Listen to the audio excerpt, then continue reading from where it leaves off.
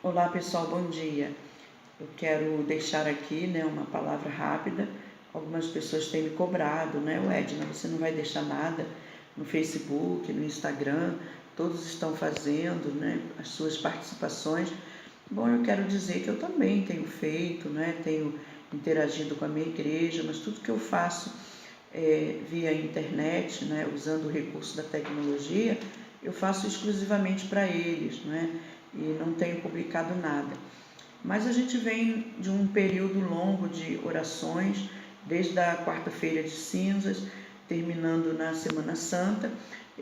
Depois nós intensificamos mais um pouco e agora, no dia 1º de maio, nós iniciamos a campanha dos 52 dias, baseada em Neemias. E essa campanha, ela já começou assim muito abençoada, porque Deus tem se revelado através da palavra, não é? E é tudo o que a gente precisa nesse tempo, principalmente nesse tempo de que estamos reclusos.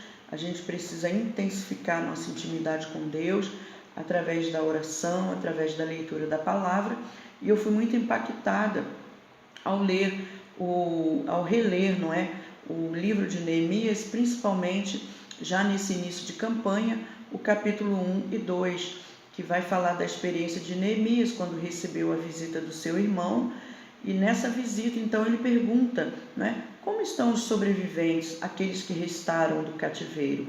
E o seu irmão, então, dá a posição, fala assim, olha, muita tristeza, a cidade foi queimada, derribada, enfim, é um semblante de tristeza, o clima não é muito agradável. E provavelmente essa conversa tenha sido assim com mais detalhes, não é?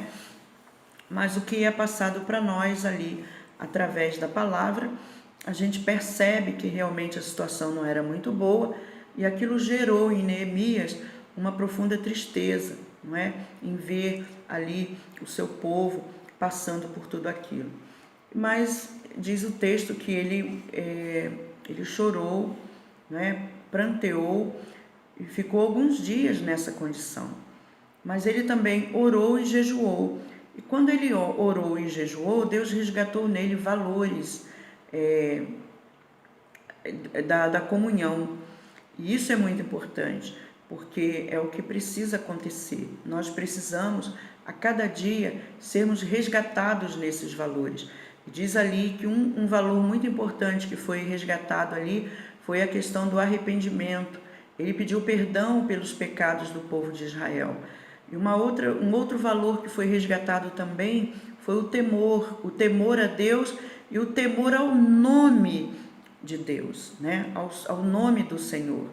Então a gente observa que determinadas coisas têm se perdido ao longo dos tempos, principalmente nesse século. Eu penso que talvez a gente esteja de uma forma meio que, como eu diria, o Senhor nos parou, parou um pouco o nosso ativismo para a gente observar mais esses valores. E eu queria caminhar mais um pouquinho no que me impactou, porque quando o Neemias ele foi resgatado desses valores, o texto vai dizer, a partir do capítulo 2, que ele não parou de trabalhar, ele continuou trabalhando, inclusive ele foi servir o vinho ao rei. E nesse momento em que, então, que ele serve o vinho, que ele ergue a taça e vai entregar ao rei, o rei observou nele um semblante de tristeza, e não somente um semblante de tristeza, mas também ele chegou à conclusão: você não está doente. Ou seja, o que está afligindo você é algo que vem de fora. Provavelmente você esteja preocupado com outras pessoas e não a questão seja sua, Ou seja, você não está doente, você não está com nenhum tumor, com nada disso. É alguma coisa que vem de fora. Então, notável, nota 10 para esse rei. Nota 10, porque ele observou ali no Neemias não apenas um levantador de taças, não apenas alguém que servia uma bandeja. E muitas das vezes nós estamos próximos de pessoas onde a gente sequer tem a percepção, né, de ver, de saber que ela esteja passando por um problema emocional, um desequilíbrio de alguma ordem e precisa de uma atenção mais específica, porque nós estamos vivendo um tempo onde você tem que andar, né, com pessoas que vão levar você para cima, com pessoas que vai poder te dar alguma coisa. Então a gente vê um jogo de interesse ultimamente e a gente observa.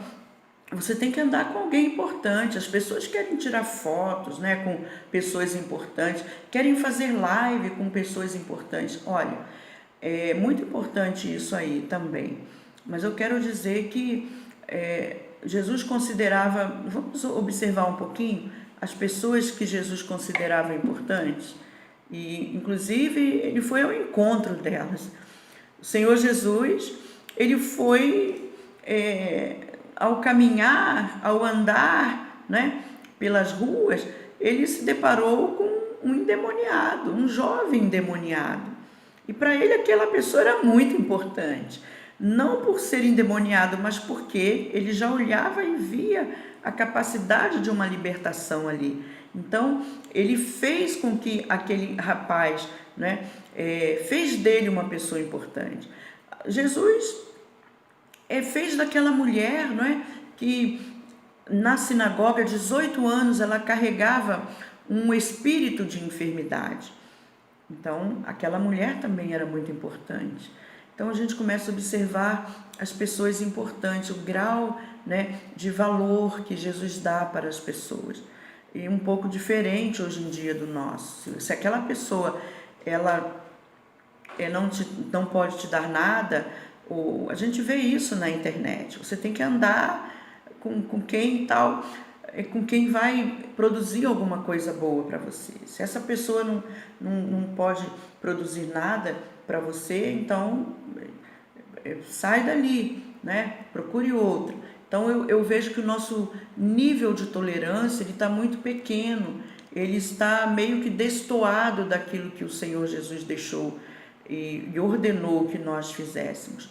Não é? Se eu fosse relatar aqui as pessoas importantes que Jesus considerou, a mulher samaritana, né, o paralítico de Betesda, Jesus foi ao encontro dessas pessoas. Jesus foi lá, né, e trabalhou com elas, teve um tempo com elas, investiu, ele fez um investimento. Jesus não perdeu tempo, mas ele fez um investimento de tempo com essas pessoas. Então eu volto para o rei, né? Que parabéns, nota 10 para esse rei. Por quê?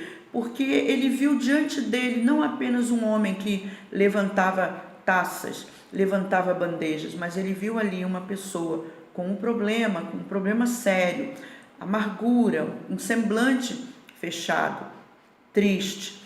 E ele pontuou, há uma tristeza, mas ele era rei, ele poderia se regalar com vinho, com aquelas comidas maravilhosas, mas não, ele parou, ele deu atenção para aquele moço. E o texto vai mostrar que aquilo ali fez toda a diferença no início daquele projeto de Neemias, né? Porque Neemias estava já com um projeto nascendo dentro dele, um projeto grande de restauração, né? Um projeto grande de liderança. Ele iria liderar pessoas, ele iria fazer uma obra grandiosa. Inclusive lá na frente ficou registrado que quando alguém solicitou que ele fizesse alguma coisa, ele disse, não, eu não posso parar, nós não podemos parar, porque nós estamos realizando uma grande obra. Então a gente observa, né, o que às vezes afetos eles estão defasados. Então você vê um rei que poderia estar preocupado com tantas outras coisas que ele poderia considerar maior, mas, porém, maior para ele ali naquele momento era recuperar a alegria, né? a autoestima daquele jovem e fazer com que ele se sentisse uma pessoa útil, né? Útil. E ele disse isso, com aquele gesto, ele falou, meu filho, moço, jovem, você é muito mais do que um levantador de taças.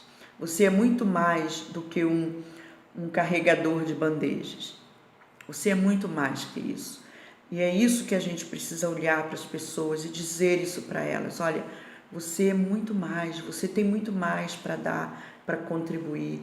Porque pessoas estão parando nas suas tristezas, pessoas estão parando nas suas angústias, estão parando, não é, nas suas aflições, nas suas derrotas, estão parando e ao parar, ali é interrompido uma ação de Deus na vida dela, é interrompido um projeto que continuado ele daria certo, ele dará muito certo. Então, você já conhece a história de Neemias, você sabe a obra que ele realizou, não é? A obra que Deus colocou no coração dele e naquele início ali fez toda a diferença, porque ele encontrou apoio, ele encontrou alguém que pudesse estender a mão, ele encontrou alguém que pudesse acreditar no sonho dele, no projeto dele. E isso é muito importante nesse tempo em que nós estamos vivendo, não é? Viver isso, compartilhar, ter essa interação, sabermos que todos nós estamos na mesma situação, com o mesmo propósito. Qual é o propósito? O propósito não é a glória pessoal, o propósito não é a exaltação pessoal, o propósito é glorificar o nome do Senhor Jesus, é honrar o nome do Senhor Jesus, é fazer a missão, né? É levantar os olhos, erguer os olhos para a missão.